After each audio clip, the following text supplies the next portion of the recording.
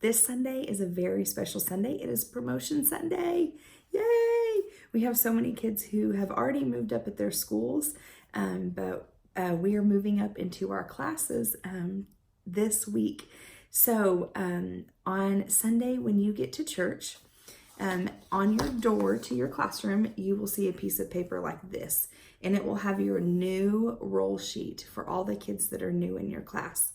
Now, if for some reason you get there and there's a mistake on it, there's something that's incorrect, if you'll just make a note at the bottom for me, if you'll just write that on there. This week for attendance, I'm going to ask you to do that in your class. So if you'll just mark a check mark if they're there, you can just leave it blank if they're not. And then at the bottom, if there's any sort of mistake, let me know, like if their name's misspelled, if they are really in third grade and they should have moved up to the third grade class, those kinds of things. If there's anything like that, please let me know.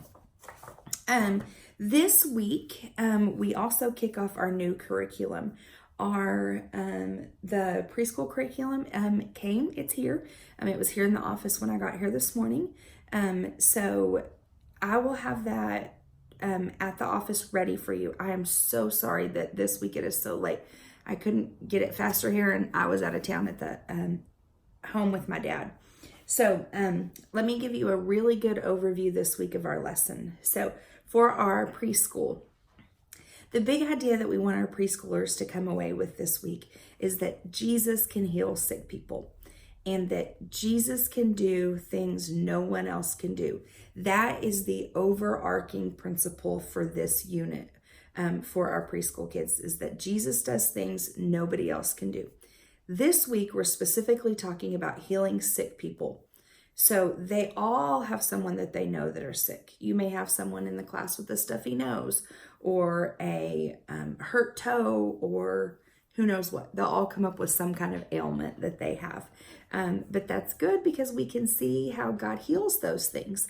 I love to use the scar that I have on my shoulder and talk about how God healed that and He took care of that.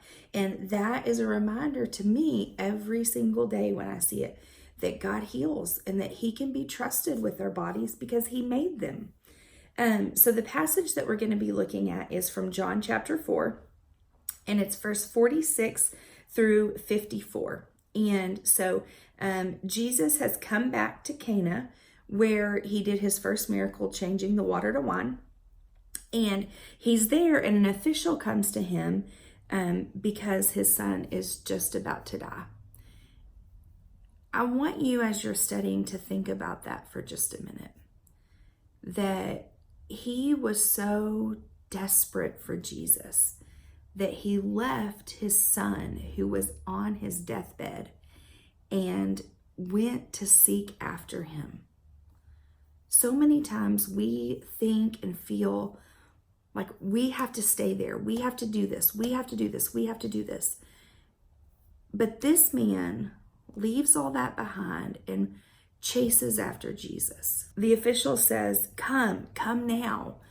And Jesus just says, go. Your son will be well.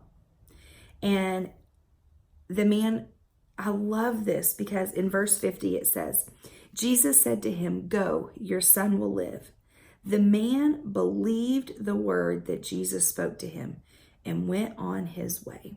So the man's son is here and the man is here. They are not together, but the man believes that Jesus was going to do what He said. And he believed it so much so that he said, okay. And he walked away from Jesus to head back towards his son. And as he's heading back towards his son, one of his servants comes to him and says, your son's getting better. Now, remember, it took days to travel. And so the man, when he hears that his son's doing better, he says, when? Tell me when. When did he start to get better? And he said, yesterday at the 7th hour.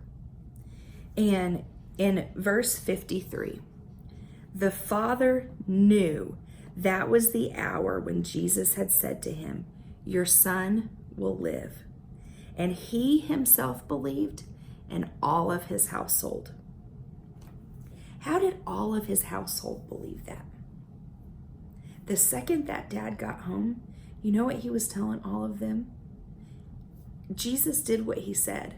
Because I'm sure when he told his wife he was leaving, when he told his servants he was leaving, I'm sure they were like, he's crazy. His son is about to die. Why is he leaving? That does not make sense.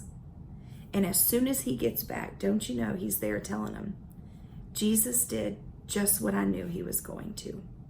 He delivered. He can be trusted.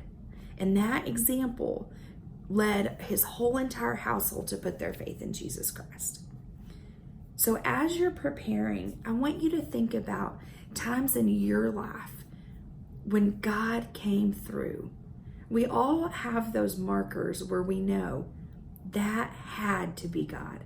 There is no way that could have happened. I know there's several in my life when we stood before a judge and the judge made sure my kids were going to be safe with us. That was something only God could do. The scar I carry on my arm, that's something only God could do.